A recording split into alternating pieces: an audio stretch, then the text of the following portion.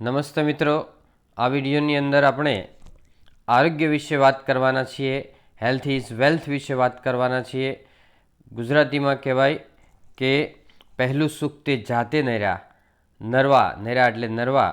અને સંસ્કૃતમાં કહેવાય આરોગ્ય પરમ ધનમ, એટલે આરોગ્ય શ્રેષ્ઠ ધન છે. આ એસે એટલે નિબંધ એ સ્ટાન્ડર્ડ 10, 11 અને 12ની ઇંગ્લિશની સબ્જેક્ટની અંદર પૂછાય, તેમજ જીપીએસસી, આઈએલટીએસ અને કોમ્પિટિટિવ એક્ઝામની અંદર પણ એસે તરીકે પૂછાય અને સ્પીચ તરીકે પણ પૂછી શકાય એવો છે. બરાબર.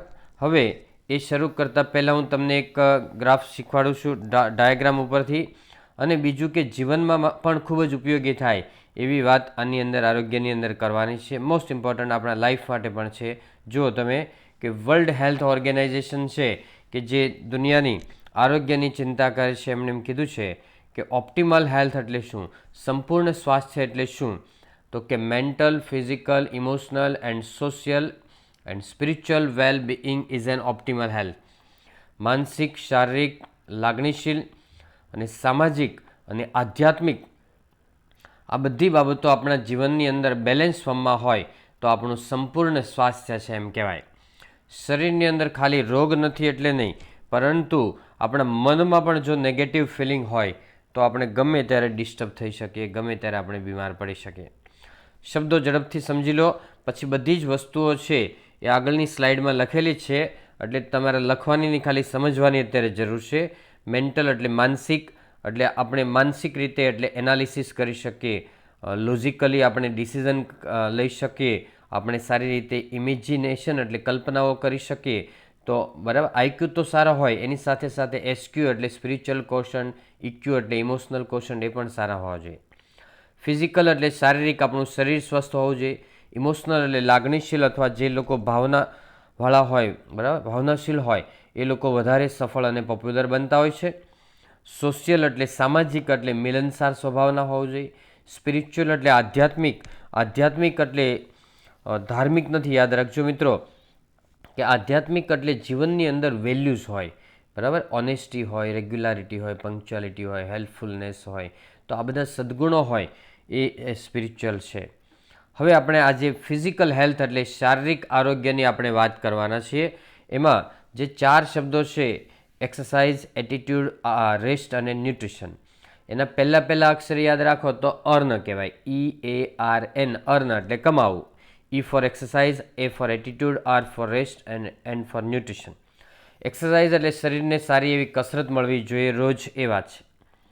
એટીટ્યુડ એટલે આપણું વર્તન છે એ સારું હોવું જોઈએ, આપણું વર્તન વ્યવહાર સારા હોવા જોઈએ. આપણે આપણી જાત વિશે ફીલ ગુડ કરવાનું છે, અનુભવવાનું છે કે આપણે શ્રેષ્ઠ છીએ, આત્મવિશ્વાસુ છીએ, નોલેજેબલ એટલે જ્ઞાની છીએ, આપણે બીજાને મદદરૂપ થાય એવા છીએ, આપણે લાગણીશીલ છીએ, આપણે સ્વસ્થ છીએ, બરાબર, આપણે વેલ્યુવાળા માણસો છીએ, મૂલ્યવાન માણસો છીએ, એવું વિચારવાનું આપણી જાત વિશે. એટલે કે આપણે સારું બોલવાનું, બરાબર, સારું બોલવાનું, સારું સાંભળવાનું, સારું વાંચવાનું, એ બધું આપણે આપણી જાત વિશે ફીલ ગુડ કરવાનું, એ આપણો એટીટ્યૂડ છે. રેસ્ટ એટલે આરામ કરવાનો, નિયમિત આરામ કરશે અને નિયમિત ભોજન લેશે એ ભાગ્યે જ બીમાર પડે. ત્યાર પછી ન્યુટ્રિશન એટલે પોષણ. પોષક તત્વો છે એ પણ આપણા જીવનની અંદર ખૂબ જ જરૂરી છે. એમાં 2 પ્રકારના પોષક તત્વો છે, મેક્રો અને માઇક્રો. મેક્રોની અંદર પ્રોટીન, ફેટ અને કાર્બોહાઈડ્રેટ આવે, એ આપણે પૂરતા પ્રમાણમાં લેવા જોઈએ, અને જો વધારે લઈ લો તો શરીરમાં સ્ટોર થઈ જાય અને ફાસ્ટિંગ એટલે ઉપવાસ વખતે એ વપરાઈ જાય, અથવા તો જ્યારે ઓછો શરીરમાં મળે ખોરાકમાં ત્યારે વપરાઈ જતા હોય છે. માઇક્રો એટલે સૂક્ષ્મ માત્રામાં જરૂર પડે વિટામિન્સ, મિનરલ્સ અને વોટર, પણ જો તમે ન લો તો લાંબા સમયે એની ડેફિશિયન્સી આવે અને ડિઝીઝ એટલે રોગ થઈ શકતો હોય, બરાબર, એ આપણે રોજ લેવા પડે. અને ફ્રૂટ્સને વિટામિન્સમાંથી મળે, જે આપણે શાકભાજી જે પકાવીને ખાઈએ છીએ એમાં ઓછા મળે છે, એટલે કાચા શાકભાજી ખાવાના, પ્રોસેસ ફૂડમાંથી એ ઘટી જાય છે, બરાબર. અને તાજા ફળોમાં અને તાજા શાકભાજી હોય એની અંદર ખાસ વધારે મળે છે. તો એ આપણે 400 ગ્રામ રોજનું લઈ લઈએ, બરાબર, શાકભાજીને ફળો, તો આપણી જરૂરિયાત મોટાભાગે પૂરી થઈ જાય છે. તો આ બાબતોને ધ્યાનમાં રાખી અને હવે જે આપણે એસએસએ કરીએ. બીજી એક વાત કરું કે આપણા ખોરાકની અંદર 6 રસ છે, ખાટો, ખારો, તીખો, તુરો, કડવો અને ગળ્યો. આ રસ જો વધારે આવતા હોય, રોજ આવવા જોઈએ, તો તમને કોઈ દિવસ કોઈ પ્રોબ્લેમ નહીં થાય, અને બે રસ આપણા ખોરાકમાં ઓછા આવે છે, એક તુરો અને એક કડવો. તો તુરો રસ છે એ આમળા વગેરે અથવા તો કોઈ મુખવાસ વગેરેની અંદર આમળા નાખી અને આખું વર્ષ પણ એ ખાઈ શકાય, બરાબર. બીજું કડવો છે, મેથી છે, એ મેથી દાળ શાકની અંદર નાખીને ખાઈ શકાય અને એ રોજ થોડી થોડી ખાઓ તો કોઈને ખબર પણ નહીં પડે અને લાંબા ગાળે તમને ગેસ્ટ્રિક પ્રોબ્લેમ નહીં થાય, પેટના રોગો નહીં થાય.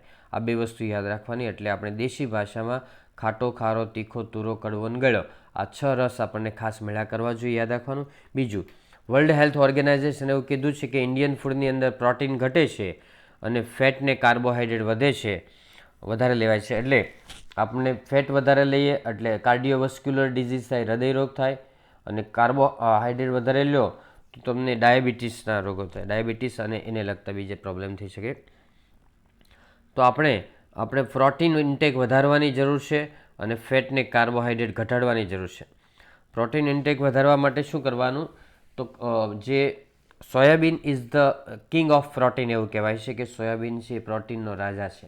એટલે કોઈ પણ કઠોળ અથવા આપણો અનાજ છે એની અંદર પ્રોટીન નાખી દેવું. જે દળાવા જઈએ એની અંદર થોડું સોયાબીન નાખી દેવું, જેથી કરીને આપણને પ્રોટીનની ઉણપ કદી ન આવે, બરાબર. જેને તકલીફ ન હોય લાંબો સમય સુધી બીમાર નહીં પડે અને જેને તકલીફ હોય એમાં પણ એક એની કંટ્રોલ થઈ જશે. ઓકે, હવે આપણે મૂળ એસે ઉપર આવીએ છીએ કે wealth is lost, nothing is lost. સંપત્તિ ગુમાવવાથી કંઈ ગુમાવ્યું નથી. Health is lost, something is lost. આરોગ્ય ગુમાવવાથી કંઈક ગુમાવ્યું છે. અને character is lost, everything is lost. અને કેરેક્ટર ગુમાવવાથી બધું જ ગુમાવ્યું છે. ચારિત્ર ગુમાવવાથી, વેલ્યુઝ ગુમાવવાથી બધું જ ગુમાવ્યું છે.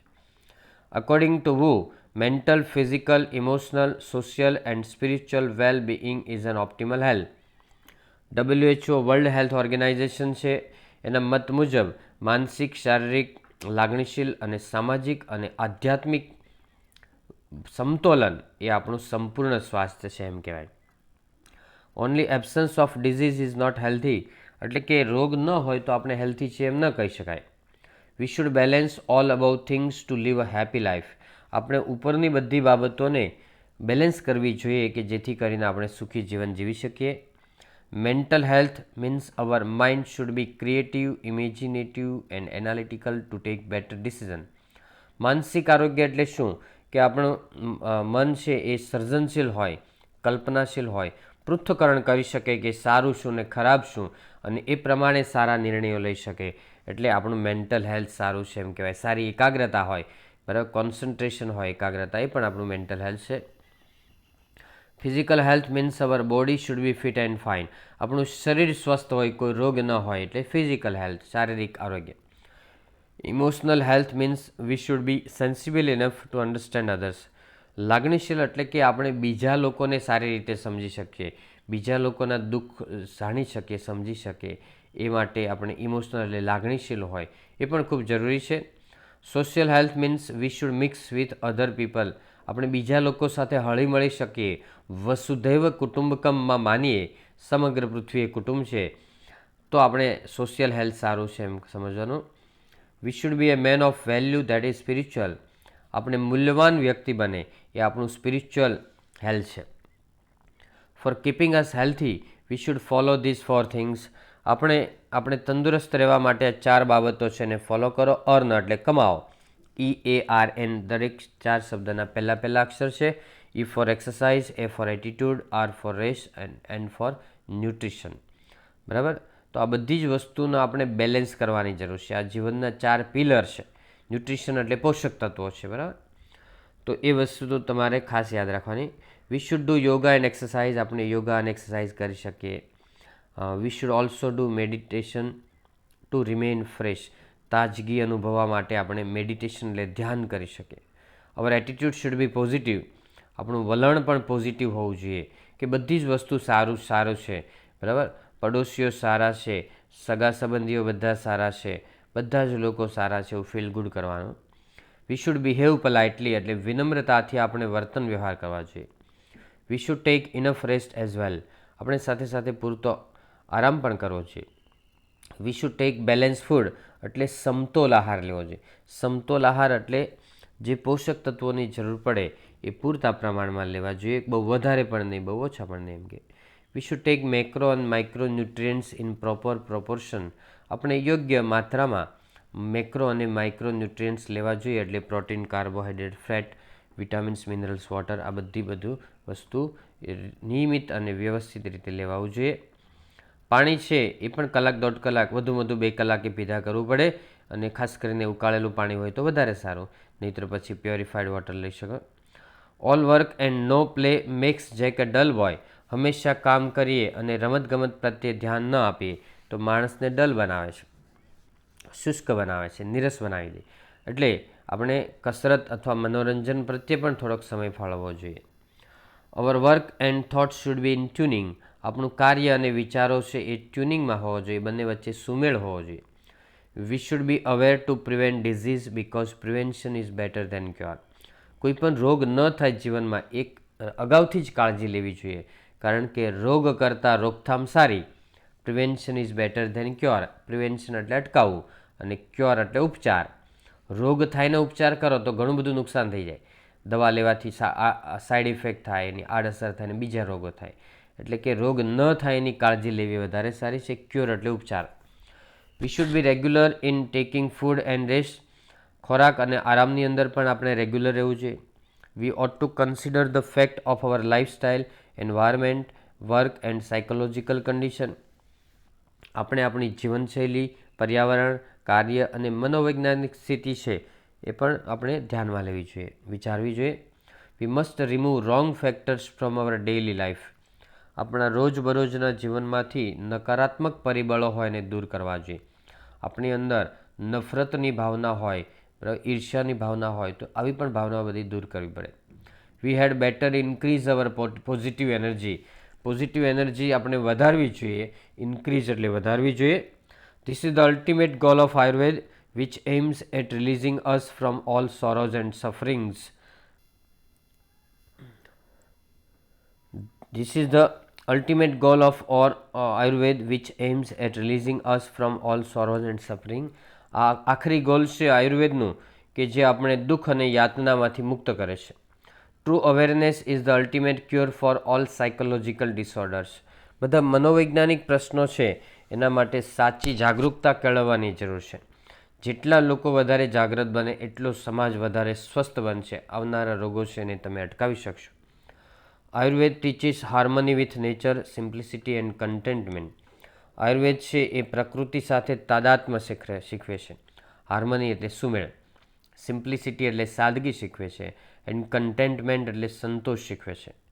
It also shows us how to live in a state of balance in which fulfilment is a matter of being not having. તે આપણને શીખવે છે કે કેવી રીતે આપણે માનસિક સ્વાસ્થ્ય સારું રાખવું, બેલેન્સ અવસ્થામાં કેવી રીતે જીવવું, એ બધું શીખવે છે કે જેમાં ફુલફિલમેન્ટ એટલે પૂર્ણતા. પૂર્ણતા એટલે કંઈક સારા વ્યક્તિ બનવામાં છે, બીજાને મદદ કરવામાં છે.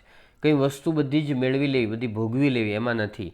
બધી વધારે પૈસા કમાવાનું, વધારે બધી વસ્તુ ભોગવી લેવી એમાં નહીં. બરાબર. બિંગ એટલે કંઈક વિશેષ વ્યક્તિ બનો. હેવિંગ એટલે આપણી પાસે વધારે વસ્તુ હોય, સગવડો હોય, એમાં જીવનની પૂર્ણતા નથી. એમ કે early to bed and early to rise makes a man healthy, wealthy and wise. વહેલા પથારીમાં જે સૂવે અને વહેલા ઉઠે એ લોકો છે તંદુરસ્ત બને છે, સંપત્તિવાન બને છે અને ડાહ્યા બને છે. મિત્રો યાદ રાખજો. Okay friends, so that's all. Happy learning, happy sharing. Thank you very much.